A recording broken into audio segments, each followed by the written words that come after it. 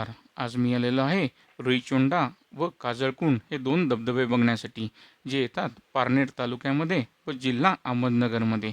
प्रथम मी तुम्हाला रुईचोंडा हा धबधबा दाखवणार आहे व पुढच्या व्हिडिओमध्ये काजळकुंड हा धबधबा दाखवणार आहे. आता दृश्यात जो रस्ता बघत आहात तो आहे कल्याणनगर राज्य महामार्ग. आळेपाट्यापासून रुईचोंडा धबधबा साधारण 40 किलोमीटर अंतरावरती आहे. मंडोळ धरणातील रुईचोंडा धबधबा पारनेर तालुक्यातील करजुळ हरेश्वर या गावाच्या सीमेवर वसलेला आहे. या पाट्यापासून रुईचोंडा धबधबा साधारण 7 किलोमीटर अंतरावरती आहे. आपल्याला आता याच पाट्यातून साधारण 4 ते 5 किलोमीटर आत जायचे आहे.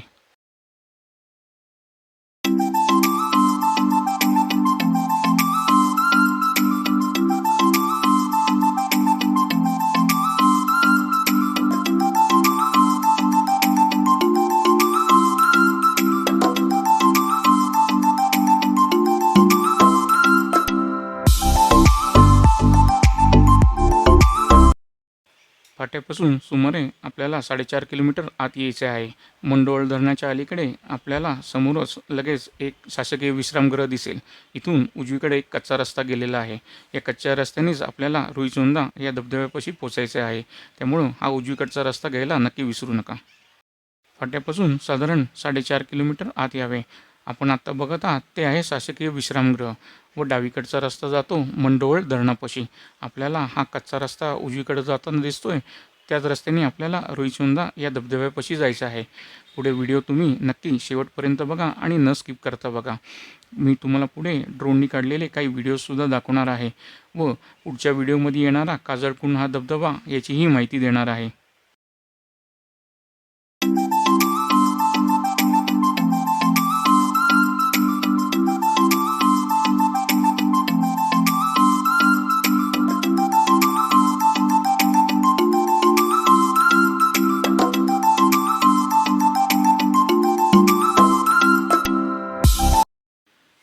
कच्च्या रस्त्याने आल्यानंतर आपली दुचाकी किंवा चारचाकी गाडी इथेच लावावी व पुढचा प्रवास आपण आता चालत करणार आहोत. दृश्यात जो कॅनॉल दिसत आहे हा कॅनॉल पार करून आपण रुईचोंडा धबधब्यापाशी जाणार आहोत. इथून रुईचोंडा धबधब्यापाशी पोचायला साधारण 10 ते 15 मिनिटाचाच वेळ लागतो. वाट अगदी तुडवलेली आहे, त्यामुळे चुकण्याचे काहीच कारण नाही. आपण आपली दुचाकी किंवा चारचाकी गाडी लावून आता आपण पुढचा प्रवास हा चालत करणार आहोत. इथून रुईचोंडा धबधब्यापाशी पोचायला आपल्याला जेमतेम 10 ते 15 मिनिटाचाच वेळ लागतो. वाट अगदी तुडवलेली आहे व खूपच सोपी आहे. वाटेमध्ये आपल्याला विविध प्रकारचे दगडसुद्धा दिसतात व काही क्रिस्टलसुद्धा दिसतात. जर तुम्हाला जमवायची आवड असेल तर हे नक्की दगड आपल्याला कामाला येतील. जर तुम्हाला लेण्या बघायची आवड असेल तर जवळच टाकळी डोकेश्वरच्या सुंदर लेण्या आहेत, त्या तुम्ही नक्की करू शकता. इथून टाकळी डोकेश्वरच्या लेण्या साधारण 17 किलोमीटर अंतरावर आहेत. 10 मिनिटाची चालन करून आता मी रुईचोंडा या धबधब्याच्या अगदी जवळ येऊन पोचलेलो आहे. दृश्यात जे पाणी दिसतं आहे ते पाणी अडवलेलं आहे. इथे छोटासा बांध आहे. या बांधावरूनच ओव्हरफ्लो होऊन पाणी पुढे रुईचोंडा या धबधब्याकडे जाते. आपण आता हीच वाट पकडून थोडेसे पुढे जाणार आहोत आणि आपल्याला रुईचोंडा धबधबा सुंदररित्या बघता येणार आहे. आपण आत्ता रुईचोंडा या धबधब्याच्या अगदी जवळ येऊन पोचलेलो आहोत. हा छोटासा बांध बघून आपण आता पुढे जाऊन रुईचोंडा धबधबा हा सुंदररित्या बघणार आहोत. इथून आपल्याला 1 मिनिटाचा वेळ लागणार आहे. आपण आता रुईचोंडा या धबधब्यापाशी येऊन पोचलेलो आहे. हा धबधबा आपल्याला इथून व थोडेसे अजून पुढनं सुंदररित्या बघता येतो व तसेच थोडेसे अंतर पुढे चालून आपल्याला खालीसुद्धा जाता येते. खाली काही छोटी मंदिरंसुद्धा आहेत. पुढे व्हिडिओ तुम्ही नक्की शेवटपर्यंत बघा, कारण का मी तुम्हाला ड्रोननी काढलेले आणखीन काही व्हिडिओ दाखवणार आहे आणि पुढे काजळकुंडकडे कसे जायचे हेही सांगणार आहे. तर दृश्यात जो रस्ता बघत आहात याच रस्त्याने हळूहळू तुम्ही खाली उतरून रुईचोंडा या धबधब्यापाशी जाऊ शकता. यंदा पाऊस कमी झाल्यामुळे रुईचोंडा धबधब्याला थोडे पाणी कमी आहे. मी थोड्याशा खालच्या भागात येऊन आलेलो आहे. इथून सुद्धा आपण रुईचोंडा धबधबा हा सुंदररित्या बघू शकता व खालची छोटी मोठी मंदिरंसुद्धा तुम्हाला इथून दिसून येतात.